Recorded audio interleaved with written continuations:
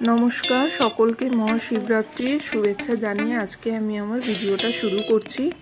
আজকে নিয়ে আসলাম বাটা মাছের একটা দুর্দান্ত রেসিপি। এইভাবে রান্না করলে কিন্তু ইলিশ মাছকেও টেক্কা দেবে এই কম দামি মাছটি। তাহলে পুরো ভিডিওটা দেখুন কিভাবে বানাচ্ছি। প্রথমে আমি একটা মিক্সিং জার নিয়েছি। এবার এতে দেবো কালো সর্ষে, দেবো 1 চামচ মতো সাদা জিরে, আর দেবো কাঁচা লঙ্কা, আর সাথে 2 কোয়া রসুন। দেবো 1 চামচ মতো লবণ, আর অল্প একটু জল দিয়ে এটা নিয়ে আমি একটা পেস্ট বানাবো। এই পেস্টটা বানানোর পর বেশ কিছু বাটা মাছ নিয়েছি। এবার এই মাছটাকে আমি নুন হলুদ মাখিয়ে ভালো করে ভেজে নেব।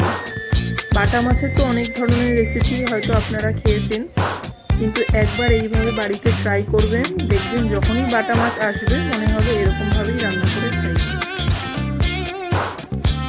আজকে আমি বানালাম, তো আমি আপনাদের জন্য দেখাচ্ছি আমি কীভাবে বানালাম। কড়াইতে দিলাম বেশ কিছুটা সর্ষের তেল দিয়ে প্রথমে আমি সব মাছগুলোকে ভেজে নেব। তেলটা ভালো করে গরম হয়ে গেছে, এবার সব মাছগুলো আমি দিয়ে দেবো। দিয়ে সম্পূর্ণ মাছগুলো আমি ভেজে নিলাম। এবার ওই কড়াইতেই আরেকটু তেল দিলাম। তেল দিয়ে আমি ফোড়নে দেবো বেশ কিছুটা কালো জিরে, আর দেবো পেস্ট করে রাখা মশলাটা। মশলাটা দিয়ে একটু নাড়াচাড়া করব, যেহেতু সর্ষে বাটা বেশি কষালে তিতো হয়ে যাওয়ার একটা ভয় থাকে সবারই। তো অল্প জাস্ট একটু নাড়াচাড়া করার পরেই আমি দিয়ে দেবো পরিমাণ মতো লবণ, অল্প একটু হলুদ গুঁড়ো, দেবো ব্যালেন্সের জন্য একটুখানি লঙ্কার গুঁড়ো দিয়ে এটা ভালো করে আমি কষিয়ে নেব। জাস্ট একটুখানি কষিয়ে নেওয়ার পরে আমি মিক্সি ধোয়া বাটিতে বেশ কিছুটা জল দিয়েছি, সেটা আমি দিয়ে দিলাম। এবার একটু ভালো করে নাড়াচাড়া করে জলটা যখন ভালো করে ফুটে যাবে